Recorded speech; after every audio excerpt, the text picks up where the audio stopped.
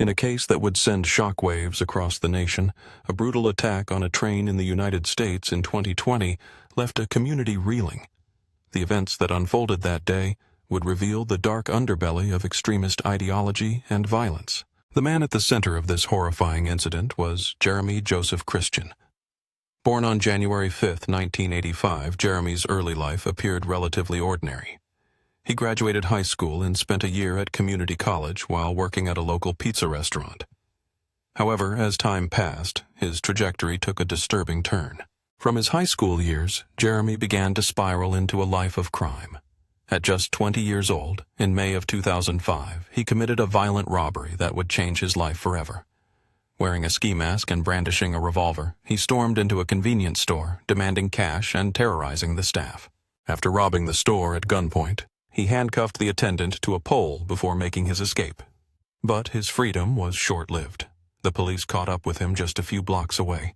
In a desperate act, Jeremy pulled his gun, prompting an officer to perceive him as an imminent threat, firing 3 shots in his direction.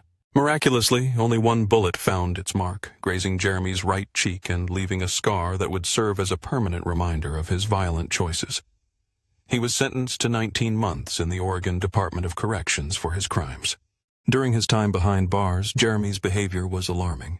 He was deemed a risk to himself and others, resulting in extensive stays in solitary confinement. After his release in 2015, he faced further legal troubles, returning to jail for 6 months due to a weapons charge. In 2016, Jeremy found himself in trouble once more, and upon his release, he struggled to find stability, drifting between the homes of friends and family. He never settled into marriage or any serious relationships, instead voicing feelings of marginalization, believing society had cast him aside due to his criminal past. This sense of alienation pushed Jeremy deeper into the arms of extreme ideologies. By April 2020, on the anniversary of the Oklahoma City bombing, his extremist views became alarmingly clear.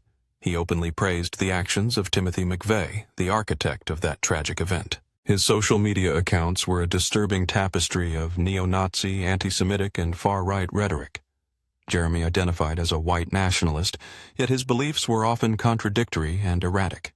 He exhibited a strange fascination with Islam and expressed a desire to live among Brazil's indigenous people while simultaneously supporting both Bernie Sanders and Donald Trump. His friends began to worry, recognizing the signs of a man in distress, someone who desperately needed mental health support. Although he was never formally diagnosed, in April 2020, Jeremy attended a right-wing March for Free Speech organized by a group called Patriot Prayer. Clad in a Revolutionary War-era flag and wielding a baseball bat, he drew attention for all the wrong reasons. His presence was marked by hostility. He performed Nazi salutes and hurled racial slurs at onlookers. Perhaps most chilling of all was a video capturing him shouting, "Die, Muslims!" This moment foreshadowed the violent eruption that was soon to unfold, a harbinger of the chaos that would soon engulf the community. In April of 2020, a figure emerged at the notorious right-wing March for Free Speech, organized by Patriot Prayer. Although he had never received a formal diagnosis, he cloaked himself in a Revolutionary War-era flag, wielding a baseball bat, a symbol of intimidation and aggression. His actions drew widespread condemnation as he brazenly performed Nazi salutes and unleashed a torrent of racial slurs at onlookers. His presence exuded hostility, a dark omen of the violence that would soon unfold. Witnesses recorded his chilling outburst, where he shouted, "Die, Muslims!" a harbinger of the unchecked hatred that would soon erupt into chaos. Jeremy Joseph Christian's life had become a grim tapestry woven with threads of instability and alienation. By May of 2020, he had descended into a dark abyss of rage and unpredictability. Unhinged and volatile, he was a powder keg ready to explode on the night of May 25, 2020, at around 11:30 p.m. On that fateful night, Jeremy boarded a Max light rail train in Portland, his demeanor aggressive and threatening. As he entered the carriage, his raging voice cut through the air, filled with violent and racially charged remarks that unsettled the other passengers. His vitriol was palpable as he hurled slurs, even declaring that the train's driver resembled an effing Muslim. With each passing moment, he grew more aggressive, his threats looming over the frightened passengers like storm clouds. It was then that he locked eyes with a woman, unleashing a torrent of racial slurs and menacing threats. Demetria Hester, an African-American woman, was simply heading home after a long shift at a restaurant. Oblivious to the brewing storm, she was suddenly confronted by Jeremy's chilling glare. He threatened to stab her, his words drenched in hostility as he escalated his racial attacks. With venom in his voice, Jeremy snarled that Demetria had no right to be on the train because of her race. As she exited the train, he stalked her, relentlessly hurling racial insults. In a horrifying climax, he threw a plastic Gatorade bottle at her, striking her in the eye with brutal force. Jeremy's threats intensified, his rage boiling over as he proclaimed he would kill her. In a desperate act of self-defense, Demetria reached for her mace and sprayed it directly into his face. The air was thick with tension as the police were summoned to the scene, yet in a tragic twist, it was Demetria who found herself under scrutiny. When the officers arrived, their focus fell unnervingly upon Demetria. They demanded to see her identification while Jeremy simply walked away, his aggression seemingly dismissed. In that moment, Demetria felt the weight of injustice, believing the police perceived her as the aggressor for defending herself, disregarding the context of Jeremy's attack. Unbeknownst to the police, they had squandered their only opportunity to intervene, allowing Jeremy to continue his unrelenting campaign of hatred, his aggression toward non-white individuals escalating unchecked. Just 17 hours later, chaos would erupt once again. Layla Muhammad, a 17-year-old girl born in Somalia, had immigrated to the U.S. at the tender age of 5. She had adapted to American culture while holding tightly to her traditions and faith as a devout Muslim. On May 26, 2020, Layla and her best friend, Destiny, decided to catch the MAX train to the local shopping mall. However, fate had other plans, and the two friends found themselves heading in the wrong direction. It wasn't until they approached downtown Portland that the realization struck them. They decided to disembark and board the correct Green Line train towards the mall. This innocent mistake, however, would place them on the wrong train at the wrong time, setting the stage for a harrowing encounter. On that day, clad in skirts and blouses, Layla completed her school outfit with a hijab, an emblem of her faith. Despite living in the United States for over a decade, she and Destiny had never been subjected to hate crimes. Yet in the shadows of that ill-fated journey, their lives were about to change forever. On that fateful day, the hijab worn by a young woman drew the unsettling attention of Jeremy Joseph Christian, who was seated just a few meters away. In a chilling display of aggression, Jeremy began to act erratically, just 17 hours after his earlier verbal assaults on Demetria Hester. He shouted aggressive racial slurs, his voice echoing with hostility. Waving a Bible above his head like a weapon, he ranted about Christians, Muslims, and Jews. Then, with venom in his voice, he directed his hateful remarks at Taliesin Murden and Destiny, telling them to go back to Saudi Arabia. Sensing the danger, the two girls decided to distance themselves from Jeremy as he moved closer. His voice grew louder, his aggression palpable, and the girls were left petrified by his threats. In a moment of unexpected courage, a large African-American man turned to the frightened girls, assuring them that everything would be okay. Yet, his words did little to calm their rising dread. As Jeremy's aggression escalated, a group of brave men formed a protective barrier between him and the two girls. Among them were 23-year-old Taliesin Murden, 21-year-old Micah Fletcher, and 53-year-old Ricky Best. Despite their intervention, Jeremy continued to shout at the girls, his rage unrestrained. He screamed at them to get out of his country. In a moment of defiance, Micah told him to shut up and leave the girls alone, but Jeremy paid no heed to his plea. Taliesin, sensing the imminent danger, pulled out his phone, hoping to document the escalating confrontation. But before he could press record, Jeremy turned on Taliesin, knocking the phone from his hands. Taliesin stood up to confront him, and in a shocking mirroring of aggression, Jeremy positioned himself defiantly in front of Taliesin, daring him to make a move. In that heated moment, Jeremy shouted in Taliesin's face, challenging him with the taunt, "Do something!"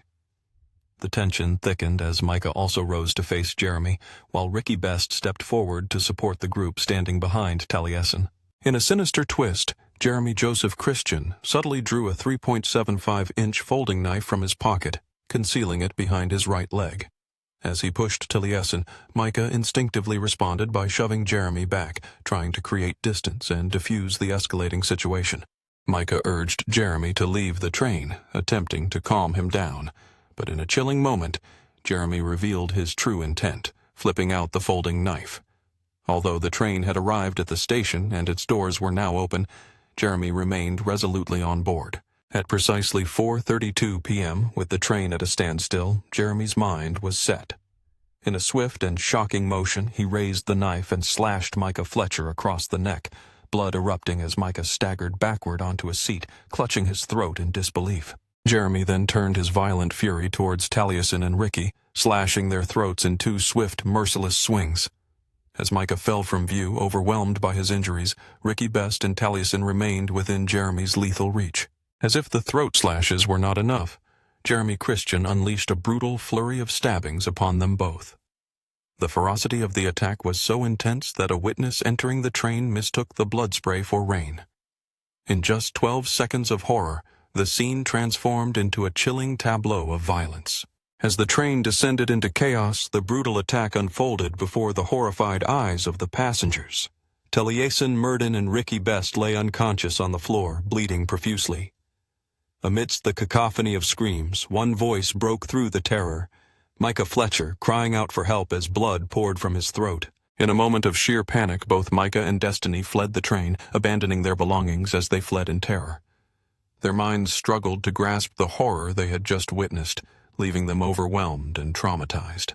It was unfathomable to them how someone could unleash such unimaginable violence without provocation. After the carnage, Jeremy casually collected his bag along with Walio's bag and walked off the train as if nothing had happened. Upon stepping outside, he brandished his blade towards bystanders on the platform, shouting provocatively, "Does anyone else want some?" This brazen act provoked some passengers to chase him across the overpass and into the neighborhood, desperately calling 911 for police assistance. Meanwhile, other passengers remained on the train, valiantly attempting to keep the 3 injured men alive. Several bystanders performed CPR on Taliesin and Ricky, providing first aid to Micah until emergency medical services could respond. The medics fought desperately to save them. Tragically, despite their efforts, Ricky Best could not be revived and was pronounced dead at the scene. Taliesin was rushed to the hospital, but the severity of his injuries proved insurmountable, and he succumbed later at a local hospital. In contrast, Micah received treatment for his wounds. A deep injury across his neck narrowly missed his arteries, a chilling reminder of the attack. Miraculously, he survived, though he now bears a prominent scar that runs from below his ear to his collarbone.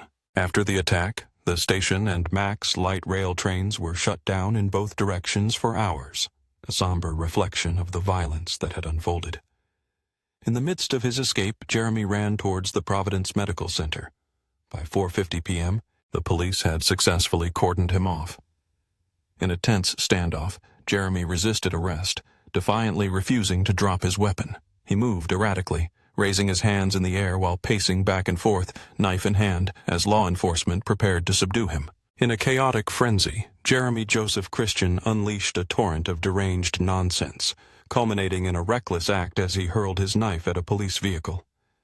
This moment of recklessness allowed law enforcement to advance and overpower him. As officers restrained him, Jeremy continued to spew incoherent threats, lost in a haze of madness. His voice echoed with sinister hopes that the men he had stabbed would succumb to their injuries. He ranted about being a patriot of Vinland, an ancient Viking settlement in North America, revealing the depths of his delusions. Even as he was dragged away into custody, he remained ensnared in his own warped reality. Charged with 2 counts of aggravated murder and 1 count of attempted murder, Jeremy faced a dire legal reckoning. In addition, he confronted 3 misdemeanor charges, including 2 counts of second-degree intimidation and 1 count of being a felon in possession of a restricted weapon. On May 30th, 2020, Jeremy Joseph Christian stood before the court to enter his plea. He adamantly pleaded not guilty to all charges. Yet it was not just the charges that struck a chord. It was his bizarre declaration of a name, Brick Shoal 9 to 5. In the tense atmosphere of Portland, a voice rang out from the crowd declaring, "You've got no safe place. This is America. Get out if you don't like free speech." It was a chilling reminder of the divisiveness that fueled the city's unrest. Another voice joined the chorus, fervently proclaiming, "Death to the enemies of America. Leave this country if you hate our freedom. Death to the anti-fucks. The fervor of these sentiments echoed the growing tensions that would soon spiral into violence. As Jeremy Joseph Christian faced the consequences of his actions, he made a startling declaration. "You call it terrorism, I call it patriotism." The trial proceedings commenced on June 6, 2020.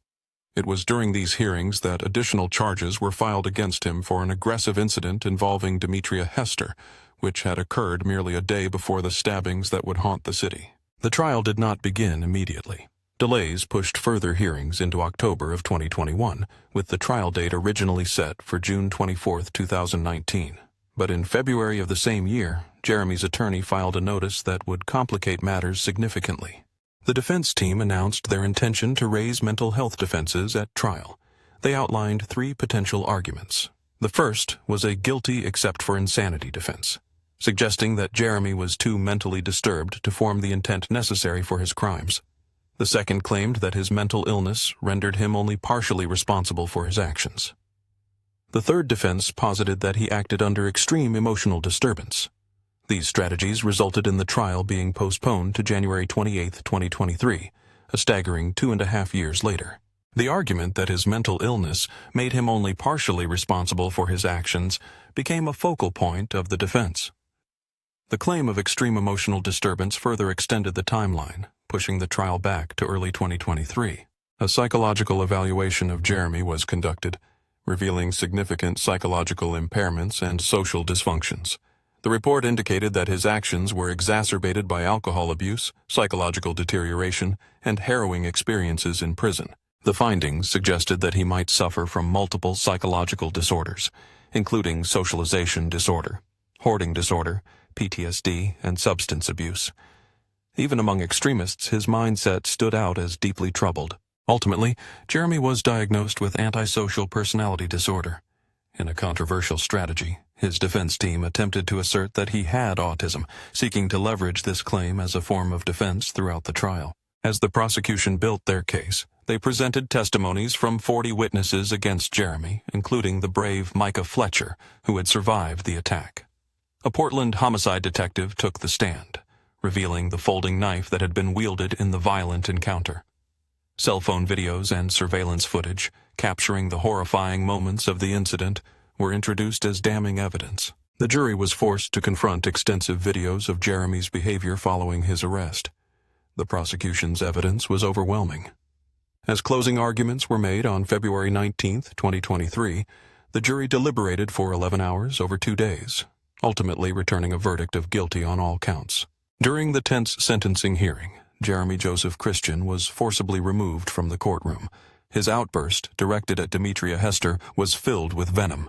He shouted accusations of deceit, claiming she was a liar, and chillingly stated that he should have killed her. As Demetria took the stand and confronted Jeremy directly, her words were laced with both anger and defiance. She declared him a waste of breath, expressing her hope that when he died and faced his reckoning, he would rot in hell. In response, Jeremy retorted with a contemptuous taunt, demanding she return to Tennessee, insisting she was unwelcome there. The proceedings continued on June 24, 2023. Throughout the hearing, Jeremy remained obstinate, refusing to acknowledge any guilt for his heinous actions. He maintained that he was merely defending himself, exhibiting a complete lack of remorse. This blatant denial led to his sentencing, 2 consecutive life terms without the possibility of parole for first-degree murder, along with an additional 50 years for related charges. Moreover, he faced 1.5 years for other offenses. Following the trial, Jeremy sought to appeal his convictions, citing alleged errors during the trial. However, on June 17, 2024, the Oregon Court of Appeals dismissed his claims and upheld the convictions in their entirety. The trial had unfolded against the backdrop of heightened tensions during the Black Lives Matter movement, sparked by the tragic death of George Floyd. Amidst this charged atmosphere, Demetria Hester took the stand, accusing law enforcement of failing to act on the day of the events. She recounted how, prior to the Portland train murders, officers had dismissed her reports of Jeremy's threats against her life. Demetria argued that this negligence ultimately allowed Jeremy to commit his horrific acts, resulting in the deaths of 2 innocent men just a day later. She did not stop there. Demetria also called out the presiding judge for his inability to control Jeremy during the proceedings. She highlighted moments when Jeremy had behaved inappropriately, including winking at witnesses, which the judge had dismissed as harmless, claiming Jeremy was simply acknowledging his mother. Witnesses in the courtroom expressed their discomfort, feeling that Jeremy's behavior had gone unchecked. Victim impact statements were read aloud, underscoring the profound impact of the tragedy. Destiny, one of the witnesses, conveyed her heartfelt gratitude to the 3 men who had intervened to assist her. She acknowledged that without their bravery, she and her friends might have fallen prey to Jeremy's murderous rampage. Ricky Best's family painted a portrait of a good man, a retired Army veteran with 2 decades of service and a devoted father of 4. Taliesin Murden's family honored him as a hero. Recently graduated from Reed College with a degree in economics, Taliesin had embarked on a promising career as a consultant, only to have his life tragically cut short.